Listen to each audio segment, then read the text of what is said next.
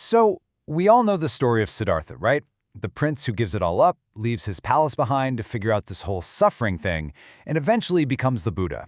It's a foundational story. But what if he only saw half the picture?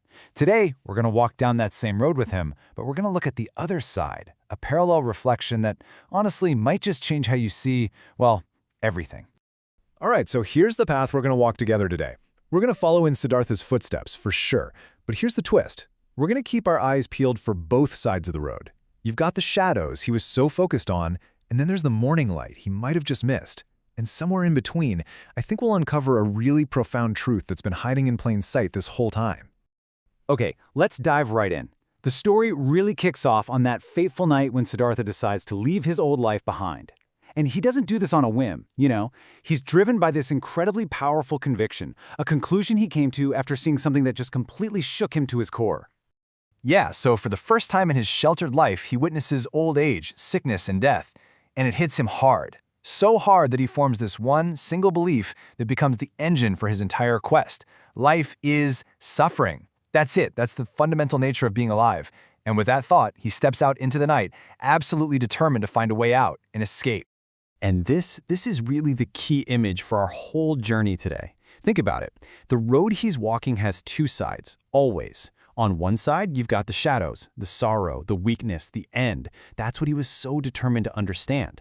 But right across the path, there was the morning side. Kids laughing, mothers holding their newborns, just life in all its warmth and vibrancy. He was walking the line right between them, but his focus, it was totally fixed on the darkness. All right, so let's make our first real stop and look at this duality of aging. I mean, what does it really mean to live a long life? For Siddhartha, he saw it as just slow decay, a loss. But literally right across the road, a completely different story was being told. So his first encounter with old age, it's just this vision of decay. He sees an old man, body bent by the years, hands trembling, every single step is a struggle. And for him, the conclusion was immediate and brutal. This is it. This is what time does. It's a thief, and it eventually takes everything.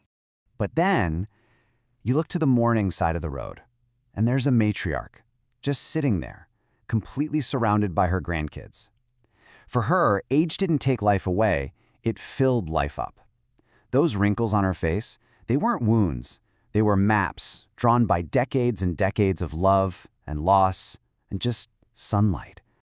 Okay, so next up, Siddhartha comes face to face with the ultimate bookends of our existence, birth and death. And he sees them as these two very separate, very final events.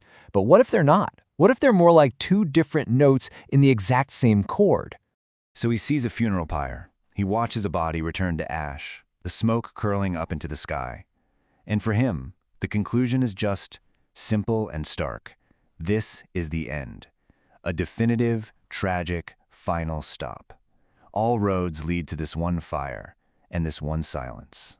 But just down the lane, at the exact same time, a newborn baby lets out its first cry. That fierce sound of a new arrival.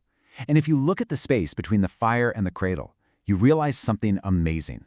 The universe is just breathing. Inhale, exhale. One life ends, another begins. It's not a tragedy, it's not a miracle, it's just this constant, natural rhythm.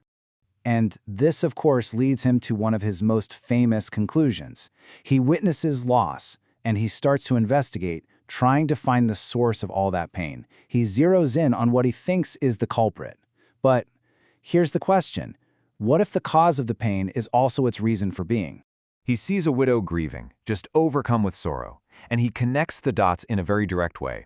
A equals B. To love something means you're just setting yourself up for the agony of losing it. Therefore, he concludes, the problem isn't the loss. The problem is the attachment itself. But see, grief has this secret.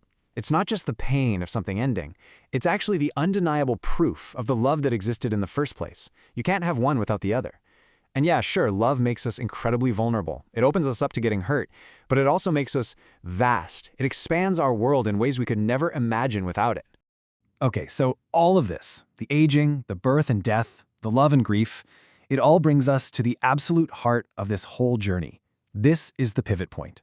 It's where we shift from seeing life's impermanence as some kind of terrible flaw to realizing it might be the very source of all its beauty. And let's be really clear here. Siddhartha wasn't wrong. Suffering is absolutely real.